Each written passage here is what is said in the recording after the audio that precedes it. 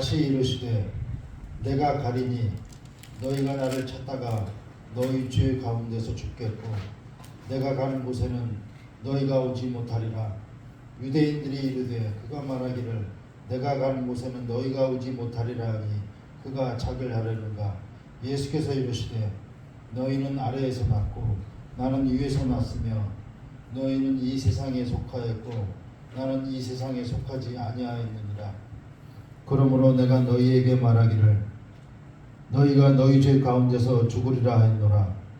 너희가 만일 내가 그인 줄 믿지 아니하면 너희 죄 가운데서 죽으리라. 그들이 말하되 내가 누구냐. 예수께서 이르시되 나는 처음부터 너희에게 말하여 온 자니라. 내가 너희에게 대하여 말하고 판단할 것이 많으나 나를 보내신 이가 참되심에 내가 그에게 들은 그것을 세상에 말하노라 하시되 그들은 아버지를 가리켜 말씀하신 줄을 깨닫지 못하더라. 예수께서 이르시되 너희가 인자를 든 후에 내가 그인 줄을 알고 또 내가 스스로 아무것도 하지 아니하고 오직 아버지께서 가르치신 대로 이런 것을 말하는 줄도 알리라. 나를 보내신 이와 나와 함께 하시도다. 나는 항상 그가 기뻐하시는 일을 행함으로 나를 혼자 두지 아니하셨느니라. 이 말씀을 하시니 많은 사람이 믿더라. 아멘. 이것은 주님의 말씀입니다. 오늘 제목을 보면은 바리새인들이 예수님께 세 가지 질문을 하는 세 가지 질문에 대해서 말씀드리려고 합니다. 실제로 오늘 본문은 18절부터 계속되는 말씀입니다. 진리는 언제나 확실하고 분명한 것만은 아닌 듯합니다. 불확실하게 보이기도 하고 때로는 우리가 보기에는 오류처럼 여겨지기도 하죠. 예를 들면 똑같은 볼펜도 보는 각도에 따라서 크기가 달라지게 보일 수가 있다는 것입니다. 한강에 흐르는 물의 색깔도 하늘에서 떠있는 구름의 종류에 따라 밝게 보이기도 하고 어둡게 보이기도 한다는 것이죠.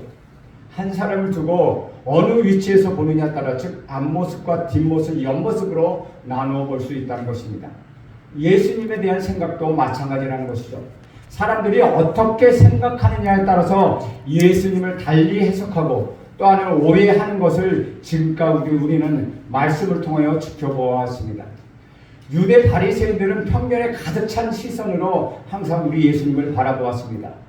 모든 인간은 문화적이나 사상적이나 종교적인 편견을 갖고 있습니다.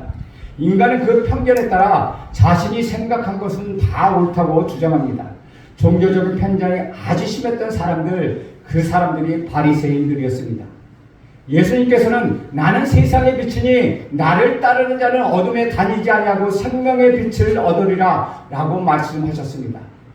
그럴 때 바리새인들은 그 말씀을 곧게 받아들이지 못하고 오히려 예수님을 비판하고 공격하는 도구로 사용했습니다. 그것은 예수님의 증거가 자기 자신이 스스로 증거하는 것이기 때문에 참되지 않다고 공격했다는 것이죠. 그러나 예수님께서는 바리새인들의 편견에도 불구하고 언제나 변함없이 당당하게 자신에 대하여 주장하십니다. 오늘 말씀은 바리새인들이 예수님께 세 가지 질문을 하는 것을 발견합니다.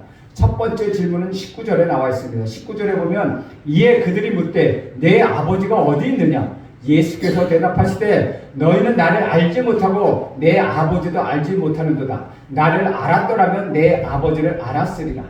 그리고 두 번째 질문은 22절에 나와 있다는 것이죠. 22절 보면 유대인들이 이르되 그가 말하기를 내가 가는 곳에 너희가 오지 못하리라 하니 그가 자결하려는가? 라는 것이고 세 번째 질문은 25절에 나와 있습니다.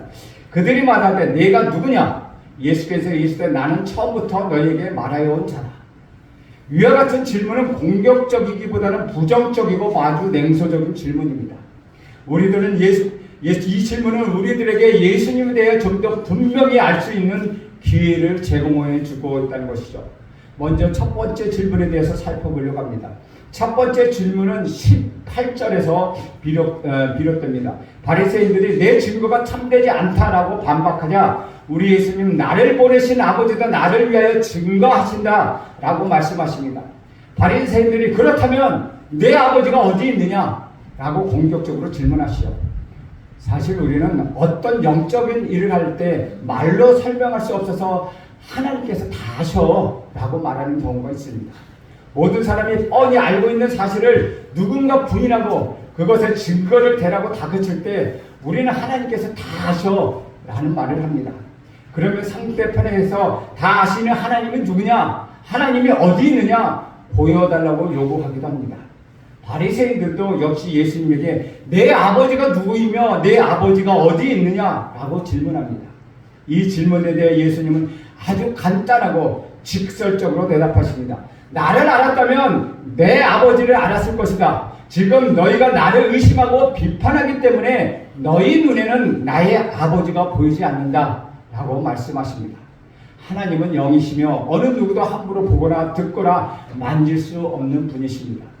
하나님의 실체는 그분을 믿고 그분을 받아들이며 긍정하는 태도에서 느낄 수 있고 또 볼 수 있는 것입니다. 처음부터 하나님에 대한 믿음이 없이 냉소적이고 불순종한 그런 마음이라면 하나님이 계셔도 그 사람에는 보이지 않는다는 것이죠. 사람도 누구나 사랑하고 신뢰한다면 상대편이 느껴지고 상대편이 잘 보입니다. 처음부터 이것저것 따지고 요리조리 의심하고 공격하다 보면 그 사람은 잘 보이지 않습니다. 그냥 그 사람이 의심스럽기만 한다는 것이죠. 우리는 하나님께로부터 칭찬을 받을 이유가 없습니다. 그래서 하나님께 우리는 부정적으로 접근할 이유도 없다는 것이죠. 그러나 우리 삶이 괴롭고 힘들고 이해가 되지 않을 때 우리는 공연히 하나님께 주먹질하기도 하고 하나님을 원망하기도 합니다.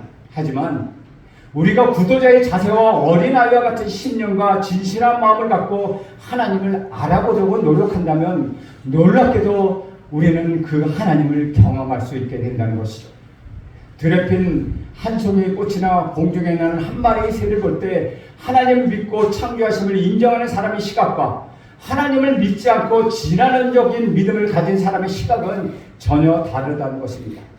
과연 신비한 육체의 모든 시스템을 인간이 만들어낼 수 있겠을까? 인간의 육체에 하나님의 숨결, 하나님의 손길과 창조적인 아이디어를 느끼는 사람이 있는가 하면은 하나의 물질이나 과학적인 대상으로 보는 사람도 있다는 것입니다. 여러분, 계절이 바뀔 때마다 삼라만상의 변화를 보면서 여러분은 하나님을 느끼고 계십니까? 따라서 우리 예수님은 하나님을 보여주겠다라고 하신 것이 아니라 나를 본 자는 하나님을 보았다고 말씀하시는 것입니다. 22절 말씀의 두 번째 질문에 대해서 생각해 보겠습니다. 바리새인들은 두 번째 질문을 하게 된 동기는 21절에 우리 예수님께서 하신 말씀에 기초하고 있습니다. 우리 21절 말씀 함께 읽겠습니다. 시작. 다시 이르시되 내가 가리니 너희가 나를 찾다가 너희 죄 가운데서 죽겠고 내가 가는 곳에는 너희가 오지 못하리라. 이 말씀 속에서 우리는 두 가지를 발견할 수 있습니다. 첫째는 너희가 나를 찾아보려고 애를 쓰지만 결국은 찾지 못한다는 것입니다. 바리새인들은 이 말씀을 이해할 수가 없었습니다. 왜 예수를 알 수 없느냐라는 질문에 대한 답은 바로 죄 때문이라는 것이죠. 그 죄 때문에 그 죄가 해결되지 않으면은 인간은 죄 가운데서 죽게 된다는 것입니다. 죄는 거룩을 보지 못합니다. 죄인은 하나님을 볼 수 있는 눈이 없다는 것이죠. 악은 선을 보지 못합니다. 불의는 정의를 깨닫는 눈이 없습니다. 불의한 인간은 의로운 하나님의 아들 우리 구주 예수 그리스도를 알아보는 눈이 없다는 것이죠. 인간은 죄 때문에 우리 주님을 알아보지 못하고 죄 중에서 죽게 된다는 것입니다. 둘째는 바리새인들은 예수님께서 가시는 길을 쫓아올 수가 없다는 것입니다. 바리새인들은 예수님을 받아들이지 않았기 때문에 이 말씀을 더욱더 이해할 수가 없었습니다. 우리 예수님께서는 온 인류의 죄를 대신하여 십자가에 죽으신다는 개념을 그들에게 이해할 수가 없었습니다. 하나님을 믿지 않는 사람에게 예수님의 십자가의 사건은 하나의 무모한 이야기일 뿐이라는 것이죠. 죽을 수밖에 없는 죄를 지어 십자가에 처형받아야 했던 사람들에게는 십자가를 피하려는 것이 인간의 본능인데 어떻게 스스로 십자가에 죽겠다고 자청할 수 있느냐라는 것입니다. 그래서 바리새인들은 그러면 예수가 자살하겠느냐? 라고 반문하고 있다는 것이죠. 예수님을 거부한 사람들은 십자가와 부활도 이해하지 못합니다. 지성을 가진 사람은 예수님을 몰라도 십자가는 이해하려고 합니다. 죽음은 누구든지 경험하는 것이기 때문입니다. 하지만 부활은 누구나 경험하는 것이 아니기 때문에 사람들은 부활에 대해서는 이야기하지 말라고 그렇게 만듭니다. 23절 말씀에서 예수님께서는 자신의 죽음을 자살로 몰고 가려는 사람들에게 설명하십니다. 우리 23절 말씀 함께 읽겠습니다. 시작. 예수께서 이르시되 너희는 아래에서 났고 나는 위에서 났으며 너희는 이 세상에 속하였고 나는 이 세상에 속하지 아니하느니라. 이 말씀은 두 가지 문제를 포함하고 있습니다. 본질과 소속의 문제입니다. 첫째, 예수님의 본질은 하나님으로부터 났다는 것입니다. 인간의 본질은 땅으로부터 났다는 것이죠. 하나님과 인간은 본질적으로 차이가 있다는 것입니다. 하나님 창조주시며 인간은 피조물이라는 것이죠. 인간은 가끔 피조물이라는 그 본질을 망각하고 하나님과 맞서려고 합니다. 하나님 기준에서 하나님을 생각하고 논리를 정죄해 나간다는 것이죠. 그러나 하나님의 아들인 우리 예수님과 피조물인 바리새인들은 동등한 신분일 수가 없다는 것이죠. 둘째는 소속의 문제에서 예수님은 이 세상에 속하지 않고 하늘에 속하신 분입니다. 반대로 인간은 이 세상에 속한 존재입니다. 바리새인들은 세 번째 질문을 25절에 있습니다. 바리새인들은 예수님에 대해 도대체 너는 누구냐라고 질문합니다. 이것은 24절 말씀에서 비롯되었습니다. 24절 말씀 함께 읽겠습니다. 시작. 그러므로 내가 너희에게 말하기를 너희가 너희 죄 가운데서 죽으리라 하였노라. 너희가 만일 내가 그인 줄 믿지 아니하면 너희 죄 가운데서 죽으리라. 인간은 누구나 원죄를 가진 존재입니다. 사실을 모른다면은 이 사실을 모른다면은 인간에 대한 근 문제는 풀리지 않습니다. 그리고 하나님의 문제도 풀리지 않습니다. 모든 인간은 본질상 죄인이라는 사실을 깨달을 때 우리는 비로소 자신의 실존 문제를 해석할 수 있고 우리 자신을 이해할 수 있다는 것입니다. 왜 인간은 병들고 고독하고 허무하고 부질없고 철없이 살 또한 칠수연발일까? 왜 인간은 내면의 세계는 어떠할까? 왜 인간은 상처를 입고 있으며 거절감을 받을까? 인간 자체는 매우 복잡한 구조를 띠고 있습니다. 인간론에 관한 해답은 오직 하나입니다. 인간이 죄인이라는 사실을 인정할 때 그때부터 문제의 해결이 시작된다는 것이죠. 환자에게 필요한 것은 의사입니다.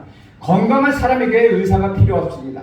마찬가지로 죄인에게는 하나님의 구원이 필요합니다. 죄인이 아니라면 구원은 필요가 없다는 것이죠. 내가 죄인이라는 사실을 실전적으로 깨닫고 경험할 때 우리는 하나님의 필요성을 느낄 수 있다는 것입니다. 인간은 어쩔 수 없는 죽음의 존재의 한계를 가진 존재입니다. 병약한 존재라는 사실을 인정하지 않는다면 그 사람 눈에는 하나님이 보이지 않는다는 것입니다. 죄의 싹은 사망이라고 말씀하셨습니다. 한 번 죽는 것은 사람에게 정한 것이요 그 후에는 심판이 있으리라고 성경은 말씀하고 있습니다. 참된 은혜란 인간 자체가 부패한 본성을 가진 타락한 죄인인 것을 고백했을 때 그 죄인을 살려주시는 예수님의 은혜를 가리키는 말씀입니다. 이런 의미에서 참된 은혜는 잃어버린 생명을 다시 찾는 것입니다. 내가 죄인이 아니라면 하나님의 구원, 하나님의 은혜도 없다는 것입니다. 24절에 숨겨진 뜻은 우리가 죄인으로서 영원히 심판받아야 하지만 우리 구주 예수 그리스도로 말미암아 죄에서 풀려나 구원을 받게 되었다는 것입니다. 바리새인들에게 눈앞에 계셨던 우리 구주 예수 그리스도가 바로 우리의 구세주이십니다. 24절 마지막 부분에 보면 이렇게 기록하고 있죠. 너희가 만일 내가 그인 줄 믿지 아니하면 너희 죄 가운데서 죽으리라. 바리새인들이 예수님에게 당신은 누구냐고 질문합니다. 예수님의 대답은 아주 통쾌하고 명쾌하고 간단합니다. 나는 처음부터 너희에게 말하여 온 바로 그 사람이다. 이 얼마나 확실한 메시지고 설득력 있는 말씀입니까? 예수님의 말씀과 구원과 그리고 죽음은 한결같습니다. 26절, 27절 말씀 저와 여러분이 함께 읽겠습니다. 시작. 내가 너희에게 대하여 말하고 판단하는 것이 많으나 나를 보내신 이가 참되시매 내가 그에게 들은 그것을 세상에 말하는 하시되 그것은 아버지를 가르쳐 말씀하신 줄 깨닫지 못하더라. 우리 예수님은 주장 한결같습니다. 나도 하고 싶은 이야기가 많지만 그것을 말하지 않겠다. 나는 아버지께 들은 것만 말하겠다. 우리 예수님 십자가에 죽으실 때 이 끝까지 이 태도를 견지하셨습니다. 그래서 예수님의 증거는 참되다는 것입니다. 예수님은 사사로운 주장이나 생각이나 하는 것이 그런 것을 말하는 것이 아니라 철저히 아버지의 뜻만 말씀하셨다는 것이죠. 이것이 바로 설교자의 자세입니다. 하나님의 생각을 그대로 전해주는 것, 그것이 설교입니다. 그래서 예수께서는 나를 본 자는 아버지를 본 것이라고 말씀하시는 것입니다. 28절 말씀 함께 읽겠습니다. 시작. 이에 예수께서 이르시되 너희가 인자를 든 후에 내가 그인 줄 알고 또 내가 스스로 아무것도 하지 아니하고 오직 아버지께로 가르치신 대로 이것을 말하는 줄 알리라. 우리 구주 예수께서는 마지막으로 두 가지를 제시하는데, 첫째는 내가 들림을 받으면 내가 누군지 알 것이다. 둘째는 내가 한 번도 내 말을 하지 아니하는 것을 그 너희들이 알 것이다. 우리 예수님께서는 돌아가시기 전에 아버지여 내 뜻대로 마옵시고 아버지의 뜻대로 하옵소서라고 기도하였습니다. 하늘과 땅의 권세를 가지신 분이시지만 자신의 특권을 포기하시고 마지막 죽는 그 순간까지 아버지의 뜻을 그대로 전하셨던 분, 그분이 바로 우리 구주 예수 그리스도이십니다. 여러분, 안심하고 예수님을 믿으십시오. 안심하고 그분의 말씀을 경청하십시오.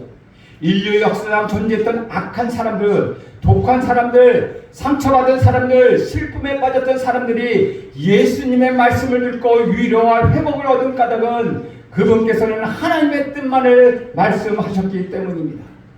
오로지 하나님의 말씀을 그대로 전하신 것입니다. 이 세상에 존재하는 사람들 중에 예수님에게 상처받은 사람은 아무도 없다는 것입니다.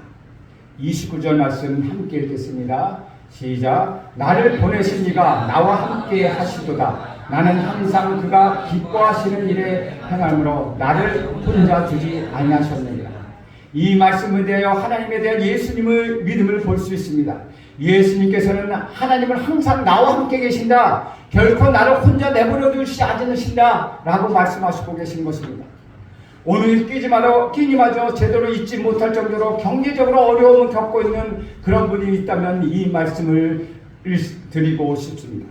그런 분에게 예수에 대한 믿음이 있기를 간절히 바랍니다. 우리는 때로는 건강과 사업과 가정과 자녀들의 문제가 생겨 절망에 처할 때가 있습니다. 그때 예수님의 말씀을 들어보십시오. 나를 보내신 이는 항상 나와 함께 계신다 라는 믿음을 가지십시오. 시편 23편 4절에 보면 내가 사망의 음침한 골짜기를 다닐지라도 해를 두려워하지 않을 것은 주께서 나와 함께 하십니다. 시편 27편 3절에 보면 전쟁이 일어나 나를 치료할지라도 나는 여전히 태어나리로다. 세계 3차 대전은 핵전쟁이 일어난다고 하더라도 하나님께서 나와 함께 계신다는 것이 바로 이 믿음이라는 것입니다. 우리 예수님 십자가에 죽을 수 있었던 것은 바로 이런 믿음이 그분에게 있었다는 것입니다. 나를 보내신 이와 나와 함께 하시도다. 내가 항상 그의 기뻐하시는 일을 행함으로 나를 혼자 두지 아니하셨다 라는 믿음을 갖고 계셨다는 것이죠. 예수님께서는 자신을 비판하는 바리새인들에게 세 가지 질문을 받으신 후에 그 말씀을 통하여 주신 말씀은 늘 하나님에 대한 신뢰와 믿음이었다는 것이죠. 주 안에서 사랑하는 여러분, 우리가 세상을 살아가는 것 그리 간단하지 않습니다. 그러나 오늘 이런 믿음을 갖기를 간절히 바랍니다. 예수님과 함께 하셨던 하나님께서 나와 함께 하신다. 하나님께서 나를 혼자 내버려 두시지 아니하신다. 또 내가 행한 것은 하나님이 기뻐하시는 일이라. 그런 믿음을 갖기를 간절히 바랍니다. 하나님이 기뻐하시는 것, 하나님께서 기뻐하시는 일을, 그것이 바로 그 일을 하는 것, 그것이 바로 우리의 인생이라는 것이죠. 그런데 오늘 말씀을 보면 대부분 동사들이 현재형으로 되어 있다는 것입니다. 우리 신앙적 행위는 현재적이라는 것입니다. 과거적인 것이 아니라 현재적이라는 것이죠. 예수님을 영접하는 것도 현재요, 예수님과 함께 사는 것도 현재입니다. 주님이 가시는 곳에 세상 사람들이 오지 못한다고 말씀하셨습니다. 그러나 만일 우리가 예수님을 구주로 믿는다면 그 순간부터 우리는 주님과 함께 사는 것입니다. 우리 주님이 나의 내면 세계와 연합하고 교류하면 인격적으로 예수님과 나는 공존하는 것입니다. 예수님의 영이 우리 가운데 내주하셔서 우리는 영적인 공존이 이루어지는 것입니다. 우리 주님의 공의와 우리 주님의 진실과 우리 주님의 사랑과 우리 주님의 관용과 자비와 인내와 온유, 이타적인 사고방식이 다 우리 것이 되어서 우리는 예수님과 도덕적으로 공존하게 되는 것입니다. 주님의 삶을 모방하며 닮아가면서 주님과 함께하는 삶이 공존의 삶이라는 것이죠. 그러므로 우리는 모든 방면에서 우리 주님과 함께 사는 삶이 이 땅에서 이루어지는 것입니다.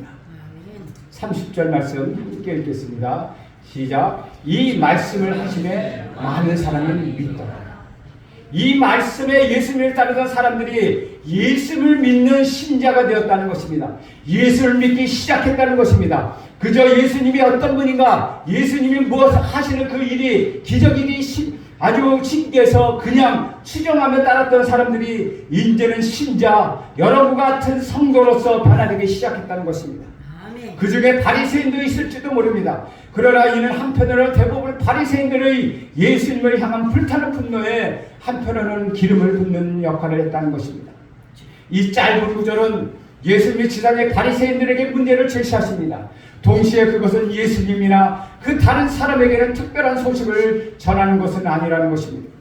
진리를 찾아야 한다는 예수님의 지속적인 주장에도 불구하고 대부분의 종교 지도자들은 자신의 권력과 자신의 평안만에 관심을 가지고 있었습니다. 그럼에도 불구하고 많은 사람들이 공언하는 믿음은 구원의 시장이 그런 믿음은 구원의 시장이 아니었다는 것이죠. 어떤 면에서는 그 바리새인들이 보였다는 것은 합의일지도 모른다는 것입니다. 예수님을 따라다녔던 수많은 사람들도 예수님의 오병이어의 기적을 행하시다가 행하시지만 그의 가르침은 마음에 들지 않았습니다. 그래서 외면했던 것처럼 예수님의 말씀을 듣던 백성들은 우리 예수님을 향한 바리새인들의 태도에 대해서 계속적으로 대응하셨을 때 대부분 우리 예수님에게 등을 돌렸습니다. 그 말씀은 즉 예수님 하나님과 하나라는 주장하는 메시지가 일부 사람에게는 좋은 반응을 얻었지만은 하나님의 삶이 그 메시지 같았기 때문이라는 것입니다. 그러나 바리새인들은 말과 행동이 일치하지 않았기 때문에 우리 예수님은 그들을 항상 위선자라고 불렀다는 것이죠. 사랑하는 여러분, 오늘 이 말씀이 여러분의 귀와 여러분의 마음을 열어서 같은 은혜를 누리기를 소망합니다.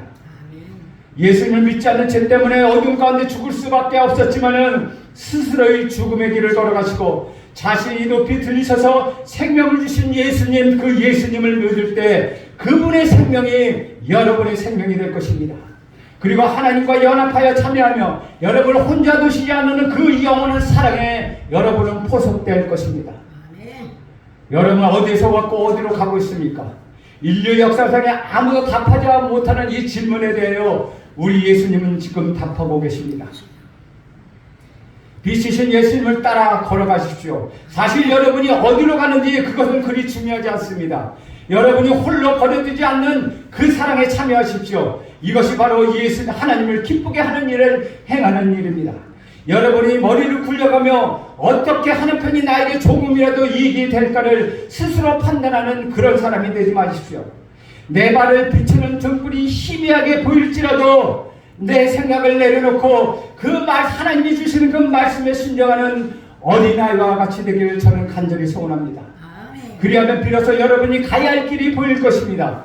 여러분이 어디로 가는 것 중요하지 않습니다. 여러분이 예수님과 함께 한다는 것, 예수님이 여러분이 함께 걸어가신다는 것, 그것이 중요하다는 것이죠. 그것이 하나님의 축복이라는 것입니다. 그 축복이 여러분 안에 임하게 될 것입니다.